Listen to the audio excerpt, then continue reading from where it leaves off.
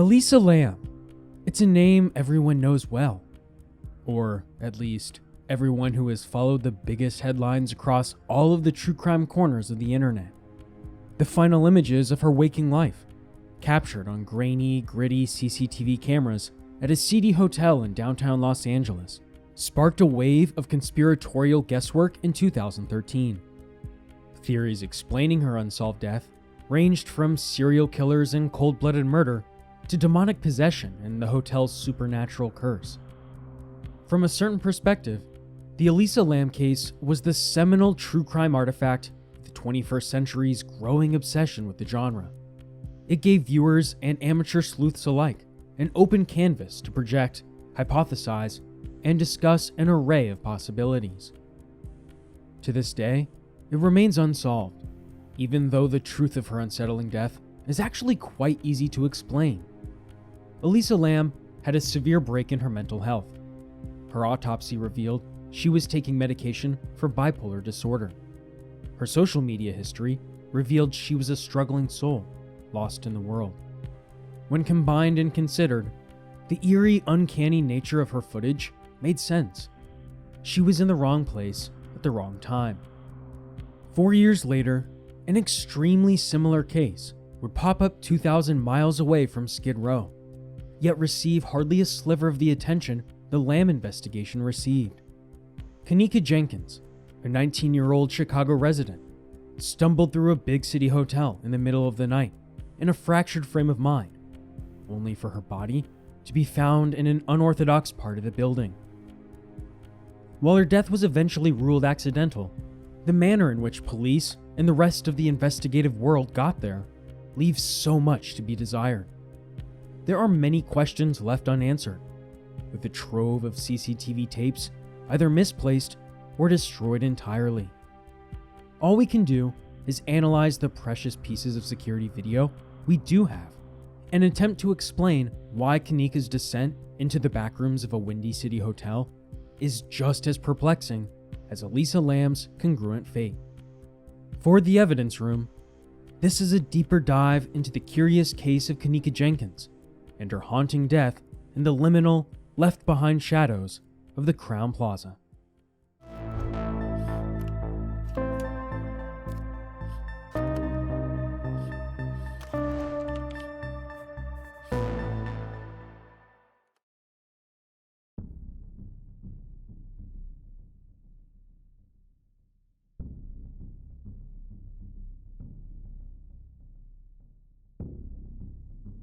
It started out like any other Friday night. Kenneka Jenkins told her mom she was heading out to celebrate a new job. Something about a nursing home gig. Nothing out of the ordinary. She borrowed her mom's car, said she'd be back later, and pulled out of the family's West Side apartment around 11:30 p.m. But she never came home. By 1:13 a.m., she was stepping into the Crowne Plaza Chicago O'Hare Hotel in Rosemont, Illinois. Room 926. That's where the party was. The lights were dim, the music was loud, and half the room had their phones out. About 20 minutes later, around 1:30 a.m., she's still texting with her sister. Nothing sounds off, but according to others at the party, Kenneka was drinking hard. Cognac mostly. They said she was dancing a little, swaying a lot. Some thought she looked sad. One person said she wasn't acting like herself. A few hours later, that would feel like an understatement. At 3:20 a.m., hotel surveillance cameras caught her alone near the lobby, staggering, unsteady. You can see her almost lose her balance as she passes by the front desk. At that point, no one had raised a flag. Her friends hadn't called the cops. The hotel hadn't noticed anything. She was just another intoxicated girl in a hotel full of people. By 4:00 a.m., her friends finally called her mom. They were in Kenneka's car, outside the hotel, with her phone and keys in hand, but no sign of Kenneka. They said they couldn't find her and decided to leave.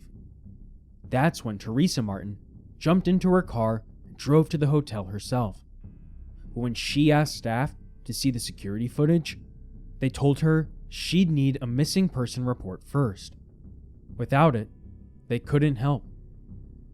Martin called the police then at 7:14 a.m., but even they told her to wait.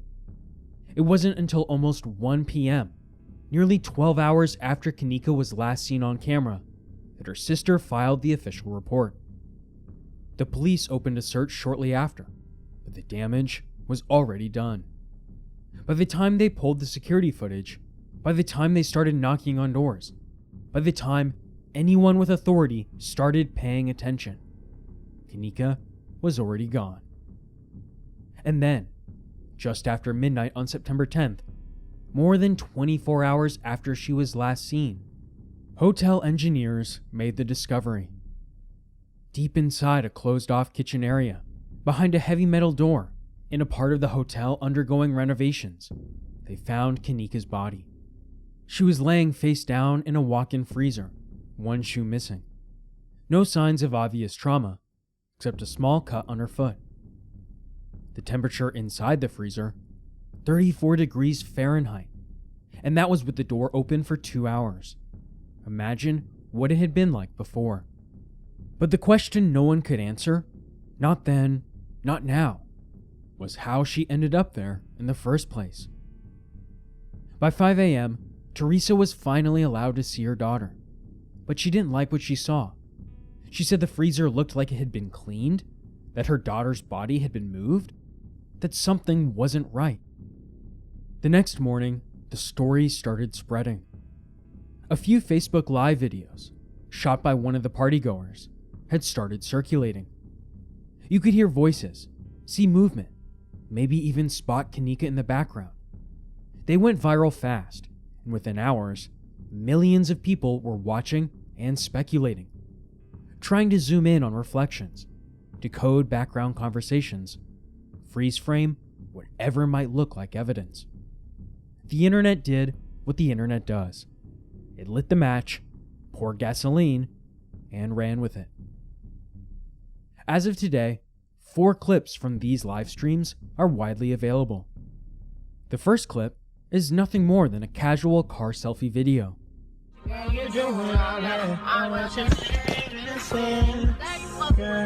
touch your name on my head.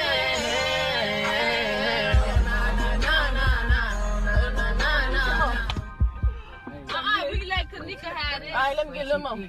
Before you have it. Wait, after this. The next 2 clips are just people vibing.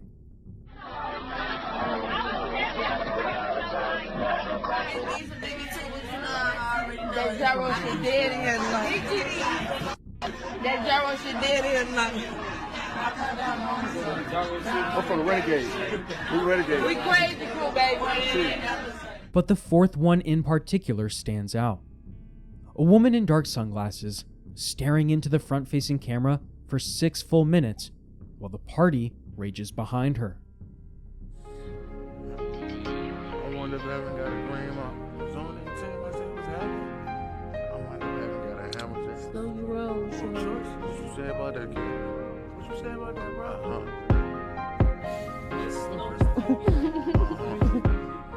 Pay close attention to the 450 mark. Something reflects in her glasses. Something being passed to another girl. Maybe pills, maybe a spiked drink, maybe nothing.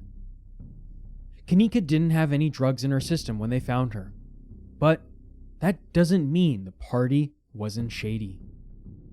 Meanwhile, the police were still catching up. As of that Sunday, they hadn't ruled out anything. Accident, homicide, foul play. According to their official statement, it was still a death investigation. Everything was on the table. But it didn't feel that way to the family.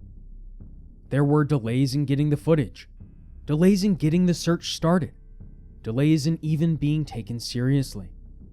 And while detectives reviewed hallway tapes and elevator cameras, the public was already dissecting the freezer. The fact that it was in a part of the hotel under construction raised eyebrows. So did the hotel's insistence on waiting for a report before even reviewing the tapes. So did the absence of answers. A week later, the Rosemont Police Department stepped forward with an official update. It was their attempt to quiet the noise and show that, despite appearances, the investigation hadn't gone cold. According to their statement, detectives had already interviewed 25 individuals, 16 of whom were confirmed to have been inside the hotel room during the party that night. 8 interviews had taken place that same day, but they estimated that 31 people were in that room in total. 31. That meant nearly half were still unaccounted for. 15 names missing, or simply not cooperating. They emphasized that they weren't working alone. The department said repeatedly it was coordinating with the Chicago police and other agencies to identify the rest of the guests. They'd received over 500 tips and leads, and claimed they were following up on every single one of them. Back at the crime scene, police used 3D imaging equipment to digitally map the area and reconstruct Kenneka's last known movements. A walkthrough video was built using surveillance footage, showing the assumed route she took, from the party, through the hallways, past the kitchen, and finally into the freezer. That video was never released to the public. Meanwhile, detectives turned their attention to Facebook itself. They issued a preservation of evidence order and obtained 2 separate search warrants for specific accounts. Who those accounts belonged to wasn't disclosed. But the digital trail was being traced, slowly, methodically, in the background. The Rosemont police were also in direct contact with the Cook County Medical Examiner, passing along everything they had: the surveillance video, witness interviews, timelines, scene photos. But the autopsy results still weren't ready. The medical examiner even stated they would hold off on any public statements until their investigation was complete. One of the more curious revelations came buried in the release. The hotel room that hosted the party hadn't even been booked legally. Back on September 7th, 2 days before Kenneka was found, a black male and black female had checked into the Crowne Plaza using a credit card obtained through identity theft. That was now a separate, open investigation, one that added another strange layer to a case already overflowing with unanswered questions. Despite the growing pressure, police argued they were keeping Kenneka's family informed every step of the way. According to them, they'd spoken daily with her mother or her mother's attorney since the start of the investigation. They invited Teresa Martin to view the footage for herself, speak with detectives directly, and ask anything she needed. But whether that access brought comfort or closure is another matter entirely. For every detail the police added, it felt like 5 more went unaddressed. The crowd inside room 926, the strange backroom path that led Kenneka to a freezer in a section of the hotel no guest should have ever accessed, the unanswered knocks on those hotel doors, and the digital trails scattered across the internet, grainy and incomplete. The more the police said, the more obvious it became. The full story was still out of reach. In fact, it was up to the general public to exit law enforcement's version of reality and dive headfirst into the backrooms of the Crowne Plaza Chicago O'Hare Hotel.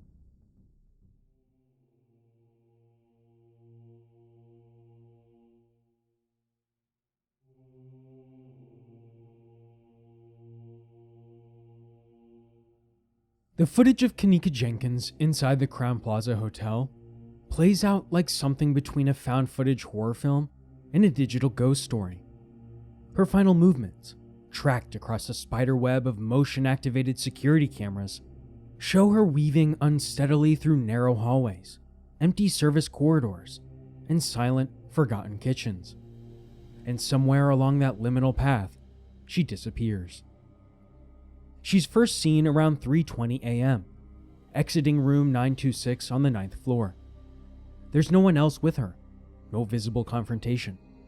Just a young woman, stepping into the hallway and turning left towards an elevator. She descends alone, arriving on a lower floor meant more for staff than the guests, service tunnels, back staircases, and kitchen prep areas, most of which are already closed for the night. The cameras show her moving through these spaces like she's looking for a way out, but nothing is clearly marked. At one point, she misses a hallway that could have taken her back towards the lobby. Instead, she keeps walking forward, deeper into the guts of the building. She leans against walls. She staggers. Her movements are jerky and off balance, as if her body is no longer taking direction from her brain. She pushes through a set of double doors and enters a kitchen, caught briefly on a camera labeled Kitchen 2. From there, she makes her way towards a lower level bathroom, which she enters and exits multiple times. The footage here is clipped and jarring, broken up by the camera's motion sensors, each clip starting and stopping with a strange rhythm, creating artificial time jumps that only add to the unease. Eventually, she retraces her steps. She walks back through the same door she entered moments before. But then the trail gets fuzzy. One of the hallway cameras goes dead. Either it was broken, or it was a dummy. In either case, it captures nothing. So we pick her up next on a different feed, ascending a stairwell and entering what's referred to as the kosher kitchen, a second floor food prep area supposedly not in use that night. This is where the footage gets hard to stomach. There's something about watching her alone in that cavernous room, drifting past prep tables and steel refrigerators in silence. It feels otherworldly. Every surface is gleaming metal. There's no sound, no one comes in, and no one follows. It's just her, lost in these back rooms of a building that suddenly feels endless. She walks past a cooler, then turns around, heads back, and she stops at a pair of doors. One leads to a walk-in cooler, the other to a commercial freezer. The final clip shows her moving towards them, and then she's gone. There's no footage of her actually entering the freezer, but by the time investigators arrived, that's where they'd find her, curled up in the dark corner with one shoe off and her body already stiff from the cold. The freezer was pitch black, no lights, no windows, and temperatures that hovered just below 32 degrees Fahrenheit. Even in the photos taken after the door was propped open, icicles can be seen hanging from the metal surfaces. Her hair appears wet and frizzed, consistent with moisture freezing and thawing in the enclosed air. The door had a mechanism that could also automatically latch shut. Police would later suggest that she likely wandered in by accident, mistaking the freezer for an exit and becoming trapped inside. And maybe that's exactly what happened, but that explanation doesn't make it any less terrifying. Because what sticks with people isn't just the footage of her staggering through those hallways, it's where she was. The kitchens, the stairwells, the unmarked doors, all of it reads like a real-life version of the quote, Backrooms, a concept from internet folklore describing an endless maze of empty rooms where people vanish and reality breaks down. There's something uncanny about these spaces, liminal, transitional zones, not meant to be seen by guests. And yet there she is, captured on grainy security cameras, moving deeper and deeper into a space that feels like it was never meant to be found. And that's what unsettles people the most. Not just where Kenneka ended up, but how she got there, and how long she wandered through the underbelly of that hotel before someone realized she was gone.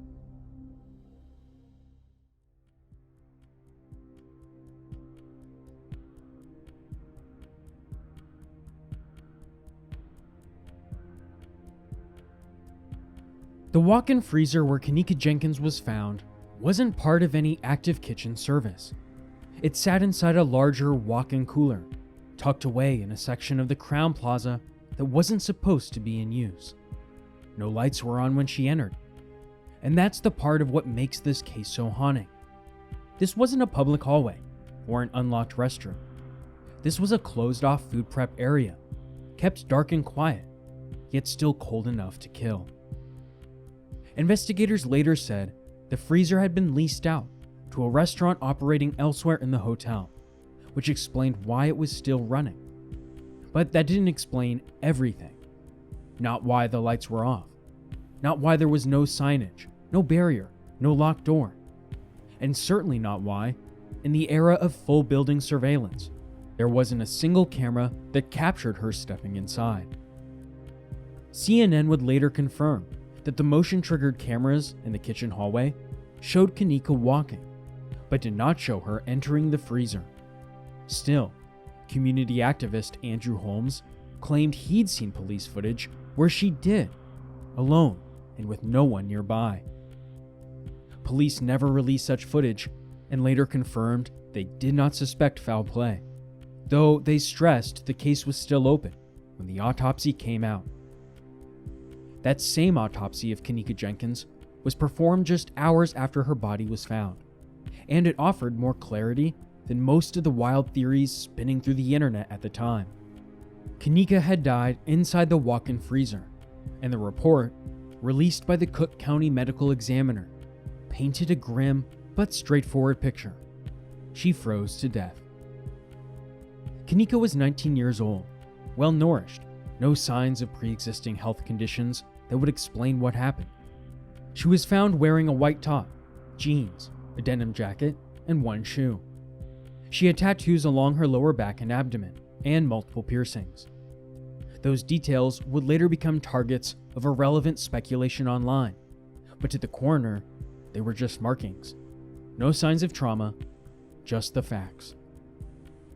There were some small injuries, an abrasion on her ankle, a contusion on her leg, but no defensive wounds, no head trauma, and no damage to the skull or neck. Her hyoid bone was intact, no hemorrhaging, no signs of sexual assault. Internally, her organs were in normal condition. The stomach was mostly empty and showed faint Wisniewski lesions, microscopic burns in the stomach lining caused by hypothermia. Her brain also showed signs of cerebral edema, the fancy word for brain swelling, both consistent with hypothermia. But the swelling wasn't listed as a cause of death. It was just one more symptom in a long line of signs that Kenneka died slowly, in the dark, unable to save herself. Toxicology results showed the blood alcohol content of 0.112%. That's legally intoxicated. But more troubling was the presence of topiramate, a powerful anticonvulsant. This is a drug known to amplify the effects of alcohol, slurred speech, poor coordination, slowed thinking, and, crucially, an increased risk of hypothermia. But Kenneka didn't have a prescription. Her blood levels showed 300 nanograms per milliliter, well into a range that causes noticeable impairment. There were no other illicit drugs found. No opiates, no GHB, no cocaine, and no benzodiazepines. Just alcohol, caffeine, and topiramate. The freezer she was found in had an internal latch, meaning it could be opened from the inside, but it had no lighting, and by the time investigators arrived, the interior was dark, cold, and empty. It had the capacity to reach as low as 8 degrees, and though her body was cool to the touch, it wasn't frozen solid, suggesting she had died sometime after entering and had remained in a state of refrigeration. The official cause of death was hypothermia. The manner of death, accidental. There was no evidence of foul play. Nothing to suggest a physical altercation or restraint. Just the slow, disorienting shutdown of a young woman's body, trapped in a place she never should have been able to reach, under circumstances that remain frustratingly opaque. Meanwhile, online, the rumors exploded. Everything from organ trafficking to foul play to full-blown conspiracy theories about who might have wanted her dead. But none of it showed up in the evidence. No sexual assault, no physical trauma beyond a small cut on her foot. But what the police did admit was this: the people she went to that hotel with told inconsistent stories, timelines that didn't line up. One of their texts read simply, quote, "Find Kenneka." Another more biting, quote, "I can't believe y'all lost her." In 2018, her family filed a wrongful death suit. They weren't claiming murder though. They were pointing the finger at the hotel. And for good reason. That freezer, locked behind 2 sets of double doors, should have never been accessible to an intoxicated guest. And yet, no one had secured it. No one had stopped the underage, unsanctioned party. And when Kenneka's friends realized she was missing, no one at the Crown Plaza seemed in any hurry to help. Security didn't immediately review the footage. Staff didn't initiate a search. Her mother, Teresa Martin, was the one who showed up before sunrise and began knocking on the other doors. The family's lawyer, Jeffrey Fieger, also raised questions about whether the freezer door could have been locked from the outside. But his photos, widely circulated online, were not of the actual freezer where Kenneka was found. The real one had no external lock, and the internal safety release was working. Still, the lawsuit stuck. In December 2023, the hotel settled for $10 million. Court documents confirmed what many suspected all along, that the Crown Plaza had failed to properly secure the unused kitchen area, failed to prevent or monitor the party, and above all, failed to check the surveillance footage when it mattered most. In the end, there was no criminal conviction, no public smoking gun. But that didn't make Kenneka Jenkins' death any less unjust.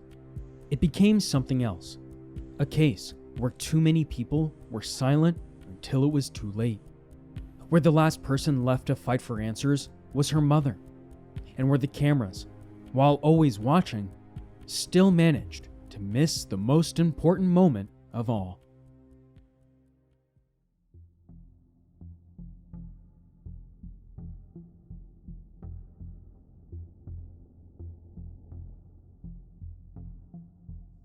In the aftermath of Kenneka Jenkins' death, viewers and internet sleuths picked apart the footage frame by frame, searching for the answer to the question that still doesn't sit right. Why would anyone, especially someone drunk, confused, and clearly cold, choose to enter and remain inside an industrial freezer? For anyone who's ever had a night out, who's been intoxicated, or wandered half lost back to their apartment after a party, there's a limit. That deep instinctive line where comfort gives way to alarm. A freezing metal box doesn't fall on the right side of that line. Even under the influence, most people don't willingly walk into pain, especially not the kind that bites instantly, seizes your chest, and forces your body to react. And yet, that's where Kenneka ended up. The freezer wasn't just some backroom cooler off a hallway. It was nested inside another walk-in chamber, at the end of a winding off-limits route.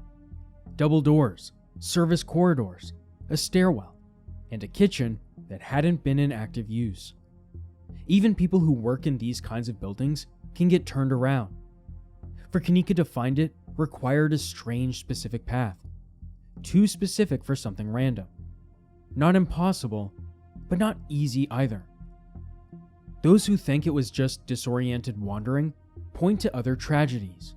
People passing out drunk in snowbanks, never waking up. That kind of impaired judgment isn't rare. But this wasn't a field. This was a steel box with a heavy self-closing door and no light inside. It would have felt hostile the moment she opened it. And yet, she stepped inside. Didn't leave. Didn't fight her way out. Some believe she fell, that maybe the cold or her physical state overwhelmed her instantly.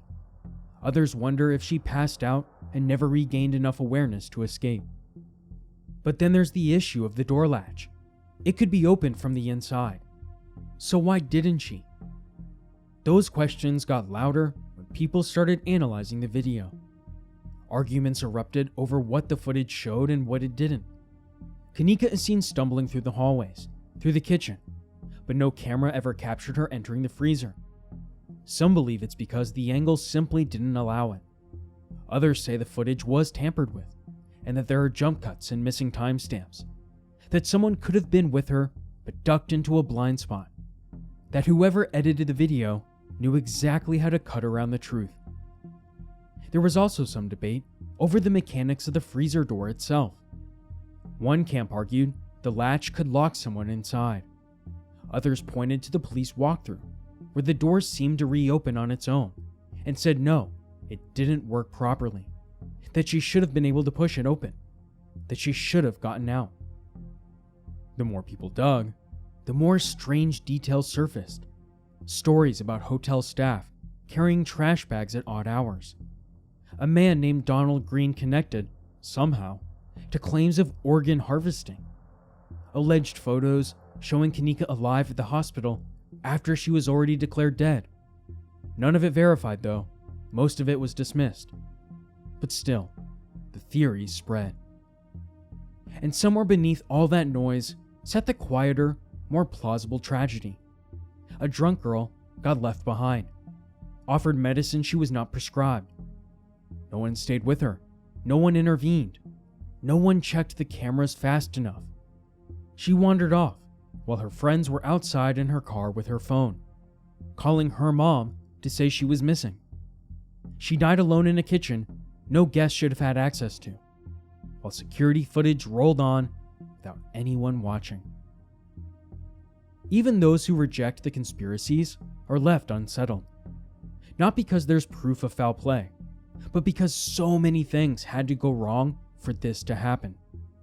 The drugs, the alcohol, the negligence, the delay, the design of the building itself. You could spend forever trying to find the exact moment where it all turned irreversible. But sometimes, it's not a single act that kills a person. It's every little detail and every little failure compounding into one big silence. Kenneka Jenkins was 19 years old. She had just started a new job at a nursing home and was talking about going back to school.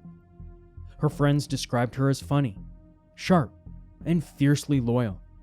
The kind of girl who lit up every room she walked into. But that night, she ended up in a place no one should have been. Her final moments spent alone in the dark. No one will ever know exactly what she was thinking as she wandered deeper into that maze of metal doors and sterile hallways. But what's clear is that she should have been safe. She should have been seen. And Kenneka Jenkins should have made it home. Just like Elisa Lamb and the many people that will follow them.